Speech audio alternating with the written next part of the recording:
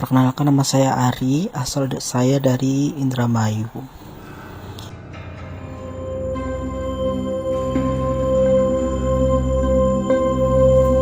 Nah, yang pertama, ini ceritanya sudah berlangsung cukup lama. Ini saat saya masih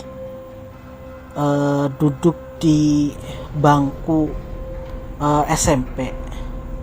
Nah, karena saya tinggal di desa waktu itu, pemandian atau kamar mandi juga belum masuk menyatu di dalam rumah, tapi masih di luar rumah, dan pakainya itu semacam pompa air yang dipompa gitu airnya. Jadi tidak pakai mesin, tidak pakai apa, tapi memang menggunakan pompa air. Dan penutupnya pun hanya hanya menggunakan kain, hanya sebatas kain. Jadi kalau kita mandi pun harus benar-benar, maksudnya dalam posisi duduk, dan tidak bisa untuk dalam posisi berdiri gitu, karena hanya cuma pendek penutupnya itu.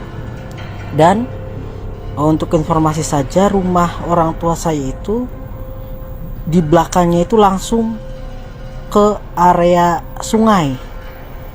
Jadi ke arah pojok dari rumah itu dia langsung sungai, dan sungainya itu sungai belokan gitu, bukan sungai lurus secara horizontal gitu, tidak, tapi dari arah barat sungai jalan ke arah timur, terus belok ke arah utara. Sungainya itu jadi belokan di situ. Nah, di belokan itu persis berdiri di samping sungainya juga itu ada pohon asem, yang itu pohon asem udah lama banget, tinggi banget, lebat banget di situ.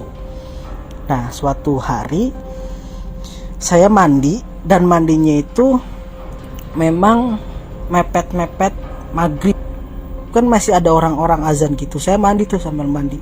Setelah semua azan sudah beres, saya masih mandi, masih jebyar-jebur, terdengar ada sayup-sayup. Wah, ini masih ada yang azan juga, di mana ya? Kan nggak jelas kan, karena memang kedengeran sama ini juga, sama air kan, air yang di kepala. Terus intinya kedengaran air gitu kan, tidak terlalu terdengar gitu suara azannya juga. Tapi kok ada satu yang masih terdengar gitu. Pas saya udah berhenti, tidak menyiram kepala saya lagi, saya dengar dengan baik-baik, ternyata itu suara perempuan nangis. Merinding ya kan. Itu pertama kali saya bener-bener dengar. Ini baru sebatas dengar itu ternyata suara perempuan nangis. Dan nangisnya tuh bukan yang terseduh-seduh yang kayak sedih banget, enggak, kayak yang termewek-mewek juga enggak. Suara nangisnya tuh datar.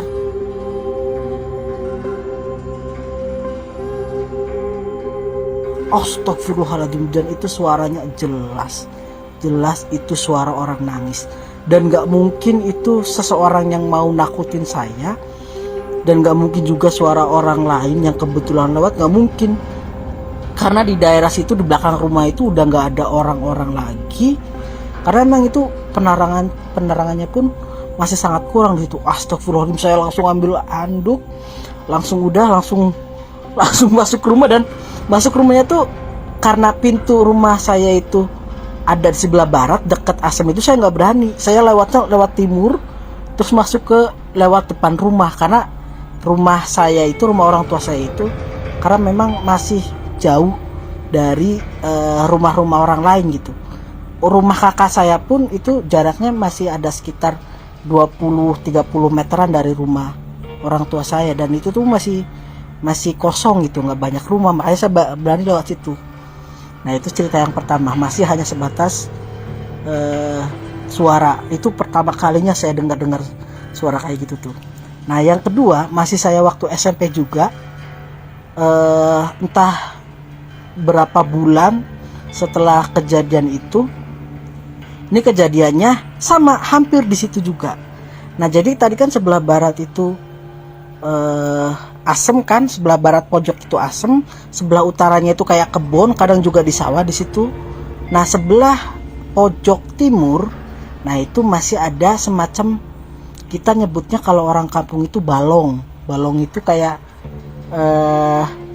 buat apa ya, MCK-nya lah di situ. MCK-nya orang kampung tuh dulu masih kayak gitu loh.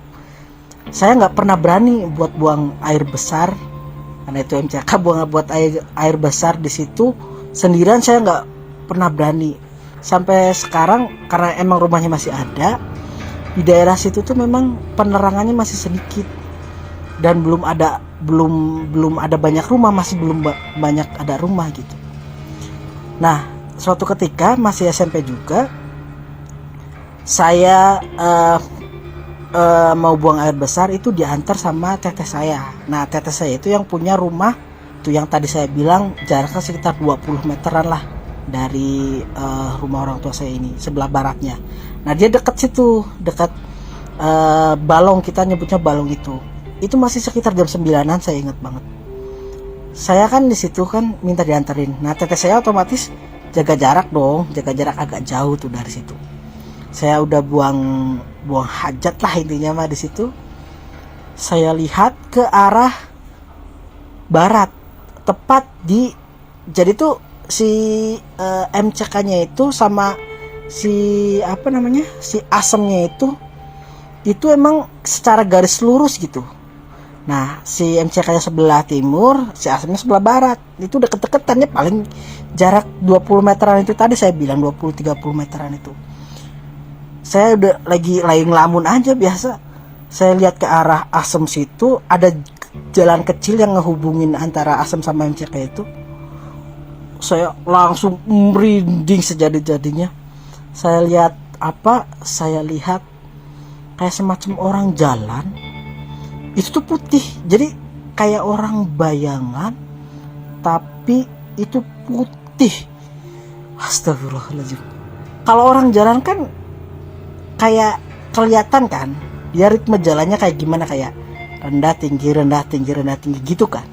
Itu enggak, emang bayangan putih. Dan saya pun nggak terlalu jelas saking saya takutnya itu. Itu yang saya ingat itu cuma kayak bentuk kepala, pundak saya ingat, dan dari perut ke bawah saya nggak terlalu jelas, tapi itu kayak ngelayang gitu jalannya tuh. Dan jalan layang tuh nggak ngedeketin saya, itu ngejauhin. Bayangin jam 9 ngapain ada orang jalan ke arah asem itu, yang notabene itu penerangan pun nggak ada di saat waktu itu tuh. Penerangan pun nggak ada, melayang. Saya langsung merinding, astagfirullahaladzim. Saya bodoh amat, belum beres buang air besar juga. Saya bodoh amat, saya langsung lari saat itu juga. Teteh saya langsung kebingungan kan, dan larinya tuh nggak langsung ke rumah orang tua, ke rumah kakak dulu. Kamu kenapa kan, tanyain gitu. Itu tadi lihat kayak gini udah diceritain. Wah kakak, teteh saya cuma ya pantas nih jam ganjil, katanya dia. Nggak tahu ya, orang kampung jam ganjil pantas jam 9. Nah makanya saya inget banget itu waktunya jam 9. Nah itu cerita yang kedua. Nah hanya sekedar informasi saja bahwa di lingkungan itu, terutama di belakang rumah orang tua itu tuh memang agak angker dari dulu juga. Orang tua saya dari dulu, saya belum lahir pun di situ, sebelum ada penerangan itu memang bahkan lebih parah lagi. Kayak setiap maghrib itu sering banget denger suara kayak apa ya, kayak orang mainin batu, kayak ketak, kayak suka dilemparin rumah tuh. Seserem itu, karena memang dulunya itu daerah situ tuh emang hutan. Jadi kayak dibabat sama masyarakat pendatang. Jadi dibabat, itu dijadiin rumah-rumah situ. Nah orang tua saya juga itu sering, waktu kakak teteh yang tadi saya nganterin saya itu, teteh pertama saya itu masih kecil dulu, itu sering pas malam hari itu sering denger kayak semacam kuda.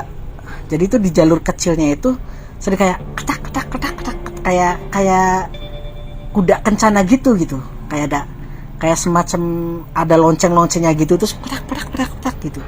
Pas orang tua saya ngeliat di balik bilik, dulu kan rumahnya masih bilik, ini nggak ada, bentuknya nggak ada, cuma suaranya aja gitu. Nah itu, dan bahkan kejadian si suara kudanya itu masih ada sampai sekarang. Kalau orang yang bisa ngerasain, masih ada sampai sekarang. Kadang tetangganya masih ada, cuma jauh gitu. Tetangga pun kadang kalau malam itu masih suka denger suara si kuda itu, sampai kaget, itu ada kuda. Lapornya sering ke keluarga kita, karena memang orang tua saya itu memang dianggap ya di lingkungan saya itu masih sesepuh lah dibilangnya, bisa dianggap kayak gitu, sesepuh. Nah itu 2 cerita tadi itu dari pengalaman pribadi saya ya. Di ceritanya masih seputar lingkungan lah, Nah cerita yang selanjutnya itu dari tetangga sendiri. Kalau memang di Asem itu juga emang sering denger suara gitu, kayak suara perempuan nangis. Dulu waktu kakak saya, karena saya bontot, jadi kakak saya itu banyak lumayan. Jadi kan kalau anak kecil itu kan suka main bareng-bareng gitu kan. Nah mainnya tuh di belakang rumah kan tadi yang saya ceritain itu kan kebun. Nah kalau orang berkebun itu kan kadang bahkan sampai sore kan, sampai maghrib, sampai matahari tenggelam. Nah itu tuh si temennya kakak saya itu, dia tuh kayak ngelihat orang tuanya ngejar ke arah Asem itu. Itu yang saya tadi ceritain bukan cuma asem ya, asem, bambu, kayak pohon-pohon di situ tuh, rindang di situ tuh. Terus sungai kecil, cuma kesannya tuh kayak gimana gitu, rindang banget karena terindang dan gak ada penerangan di situ. Kayak temennya kakak saya itu ngejar orang tuh, udah dikejar sampai situ, ke arah situ. Sampai ibu saya itu kaget, astagfirullahaladzim gitu. Gak ada siapa-siapa, langsung ibu saya ngejar, langsung ambil itu anak. Padahal gak ada siapa-siapa. Dia tuh langsung udah lari ke arah Asem itu. Nah lagi, ini cerita terakhir yang dialami tetangga saya. Ini tetangga depan lah. Tetangga depan. Jadi sama kayak tadi. Kejadiannya mungkin waktu saya lupa, waktu SD apa SMP juga gitu. Ini sekarang ceritanya di sebelah barat pojok itu ada balong juga, sekitar jarak 10 meter atau ya 10 meteran lah. 10 meter itu ada balong juga. Nah itu punya tetangga ke timur tapi agak mojok gitu. Tetangga itu biasa balongnya tuh bukan cuma buat pemilik balong itu gitu, sama tetangga-tetangga juga pakai. Nah ceritanya itu tuh sekitar 2 malam. Emang itu orang nggak pernah ada takutnya sih, orang itu memang pemberani banget. Jam 2 malam ya, bapak-bapak mau buang hajat juga situ. Nah depan rumah saya itu tuh intinya ada tiga tetangga gitulah, cuma jaraknya memang agak jauh-jauh gitu. Nah di balongnya itu ada semacam mangga, karena di Indramayu kan banyak mangga, emang disebutnya juga kota mangga. Cabang-cabang dari si pohonnya itu kan kebanyakan kan tinggi gitu kan, dan kadang juga ada yang dia tuh ngehorizontal, bentuknya horizontal, itu jarang. Nah makanya sering dipakai buat main anak-anak dan enak buat duduk. Parahnya saat itu dia lagi mau buang hajat jam 2 itu, dia belum sampai, masih sekitar jarak 10 meteran juga, dia gak jadi. Dia balik lagi karena dia ngeliat yang kita sebut, maaf ya, kuntilanak. Itu emang ceritanya rame di tetangga juga, pada tahu semua. Nah si kuntilanak itu dia duduk, penampakannya ya, bentukannya itu dia kayak kuntilanak pada umumnya, pakai baju putih. Dia duduk di situ sambil kakinya main-main. Rambutnya itu katanya nggak jelas, kayak kribo nggak beraturan gitu si bentuk rambutnya itu kayak nggak jelas gitu. Dia kayak uncang-uncang kakinya tuh, wah, dia langsung nggak jadi, langsung balik lagi. Si penampakan itu tuh yang paling dekat penampakan dari rumah. Nah, anehnya memang di dalam rumah mah emang nggak pernah kejadian apapun, cuma di lingkungan itu lumayan tadi. Kalau saya sendiri 2 penampakan itu tadi, suara sama penampakan, tetangga juga sering lihat, dan itu penampakan miski itu. Nah, si batangnya itu kan aneh kan, maksudnya itu pun jauh dari rumah si mangganya itu ditebang sama yang punyanya itu. Saking katanya mah yang punya pohon itunya pun sering lihat sesuatu di situ tuh. Sering lihat sesuatu, padahal itu batangnya tuh nggak ganggu apapun gitu loh. Malah bahkan enak. Kayak cabang itu tuh, kalau mangga cabangnya kayak gitu nggak terlalu tinggi kan enak kan, buat ngambil si mangganya juga enak kan. Nggak terlalu effort tapi buat manjat. Tapi malah dipotong karena usut yang punya mangganya itu juga memang sering lihat. Pas saya lihat, oh ya beneran ditebang juga ini.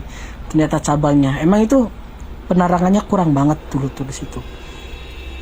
Nah, mungkin sekian cerita singkat dari saya. Maaf terlalu bertele-tele karena saya